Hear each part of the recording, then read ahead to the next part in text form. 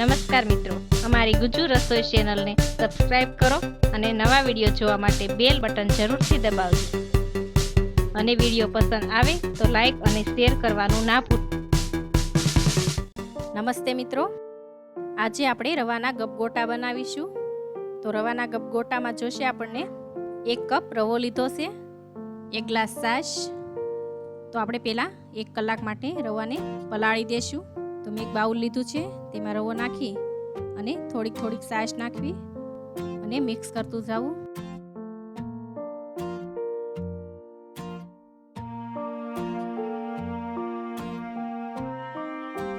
તો આ રીતે આપણે બધી છાશ નાખી અને રવાને પલાળી દીધો છે. હવે આપણે કલાક માટે રહેવા દેશું. તો 1 કલાક થઈ ગઈ છે. તો હવે આપણે જોઈ લેશું. તો આપણો રવો સરસ ફૂલી ગયો છે. હવે અહીંયા મેં બધા વેજીટેબલ લીધા છે. તો મેં અહીંયા 1 ગાજર જે ખમણી લીધું છે, 1 કેપ્સિકમ જે મેં ઝીણી કટકી કરી લીધી છે, 1 ટુકડો કોબી એ પણ ખમણી લીધું છે, 2 કાંદા જે મેં ઝીણા કટ કરી લીધા છે, થોડાક લીલા ધાણા, 2 મરચાં જે કટકી કરી લીધી છે, મીઠું અને ખાવાનો સોડા અને તેલ. તો હવે શાકભાજી આપણે બધું રવામાં મિક્સ કરી દઈશું. આપણે ગાજર નાખી દઈશું પહેલા, કાંદા, કેપ્સિકમ,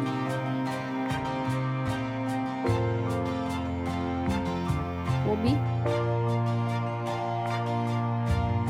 લીલા મરચાં, લીલા ધાણા અને સ્વાદ અનુસાર મીઠું નાખીશું. બધું બરાબર મિક્સ કરી લેશું.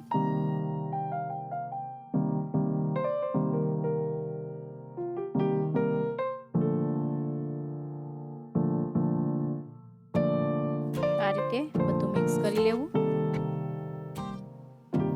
હવે આપણે સોડા નાખી દેશું અને સોડા પણ મિક્સ કરી લેશું.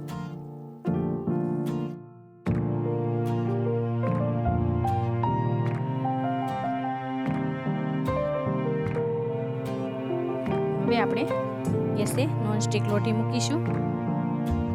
તો અહીંયા મેં ગેસ પર ગબ ગોટાની નોનસ્ટિક લોટી લીધી છે, તે ગેસ પર ગરમ કરવા મૂકી દીધી છે. તો ગરમ થઈ ગઈ છે. તો હવે આપણે તેમાં થોડું તેલ નાખી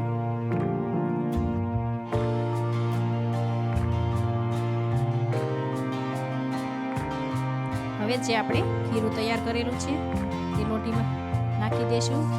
આ રીતે એક ચમચી નાખી દેવું.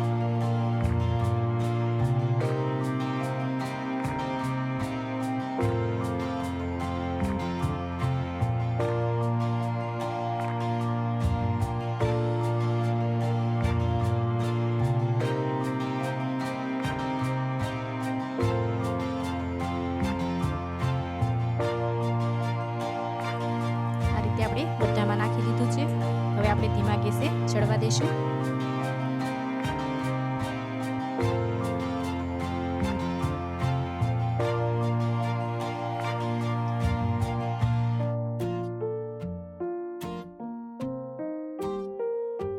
આ રીતે એક સાઈડ સડી જાય એટલે બીજી સાઈડ આપણે ફેરવી લેશું.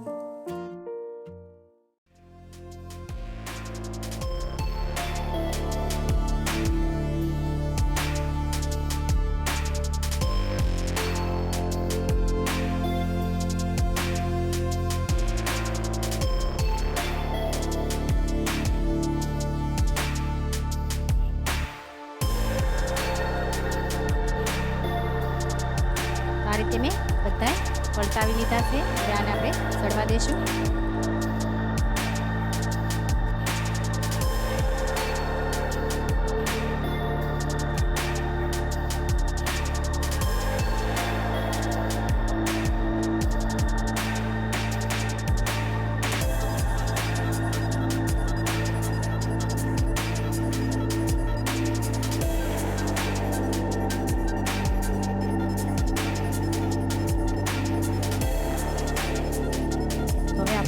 સેવ કરી લેશું.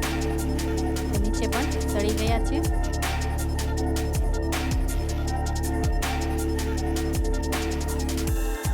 તો હવે આપણે એક પ્લેટમાં કાઢી લઈશું.